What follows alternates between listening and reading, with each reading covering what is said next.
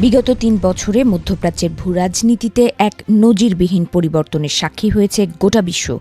দখলদার ইসরায়েলের আধিপত্যবাদের বিরুদ্ধে কঠোর অবস্থান নেয় ইরান, গাজা, লেবানন এবং ইয়েমেনি মুসলিম নেতৃত্বের বেশ কিছু প্রভাবশালী ব্যক্তিত্বকে প্রাণ হারাতে হয়েছে। এরপরও ইসরায়েলের আধিপত্যবাদের বিরুদ্ধে বুক চিতিয়ে লড়াই করে যাচ্ছে ইরানের নেতৃত্বাধীন এই প্রতিরোধ জোট। 2023 সালের 7 অক্টোবর আল আকসা ফ্লাড অভিযানের পর থেকে ইরান, ফিলিস্তিন, লেবানন এবং ইয়েমেনের নেতৃত্ব গুড়িয়ে দিতে আন্তর্জাতিক আইন অমান্য করে একের পর এক অভিযান চালিয়েছে ইসরায়েল। দখলদারদের হামলায় সবশেষ নিহত হওয়া ব্যক্তি হলেন ইরানের সর্বোচ্চ ধর্মীয় নেতা আয়াতুল্লাহ আলী খামেনি। গত শনিবার ইসরায়েল যুক্তরাষ্ট্রের যৌথ হামলায় নিহত হন ইরানের সর্বোচ্চ খামেনি। এর মাধ্যমে দীর্ঘ কয়েক দশকের তার শাসনের অবসান ঘটে।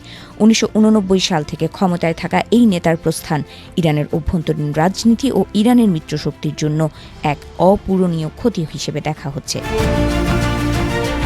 2024 সালের 27 সেপ্টেম্বর বৈরুতের দাহিয়ে শহরতলিতে এক ভয়াবহ বিমান হামলায় নিহত হন লেবাননের হাসান নাসরুল্লাহ।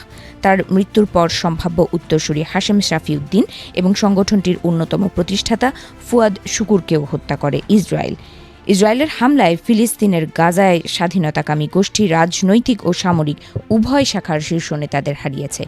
2024 সালের জুলাইয়ে তেহরানের এক সুরক্ষিত এলাকায় ক্ষেপণাস্ত্র হামলায় নিহত হন ইসমাইল হানিয়া।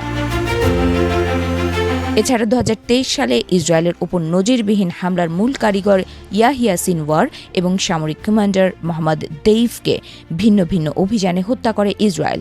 বিশেষ করে গত মে মাসে সিনওয়ারের ভাই দ্য শ্যাডো খ্যাত মোহাম্মদ সিনওয়ারের মৃত্যু হামাসের জন্য বড় ধাক্কা ছিল। এছাড়া গত বছরের 30 আগস্ট একই দিনে নিহত হন সামরিক শাখার আলোচিত মুখপাত্র আবু ওবায়দা ও ইয়েমেনের হুথি বিদ্রোহীদের প্রধানমন্ত্রী আহমেদ আল রাহাউই। এর আগে ইরানের রেভলিউশনারি গার্ডের প্রধান হোসেন সালামিও ইসরায়েল-ইরান 12 দিনের যুদ্ধের সময় প্রাণ হারান।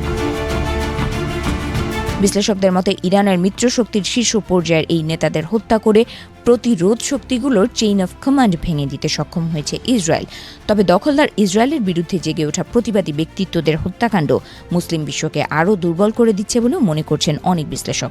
একই সঙ্গে আন্তর্জাতিক আইন অমান্য করে অন্য দেশে হামলা চালিয়ে এসব মুসলিম নেতাদের হত্যার মাধ্যমে ইসরায়েল জঘন্যতম অপরাধ করে আসছে বলেও সমালোচনায় ধুয়ে দিচ্ছে তারা।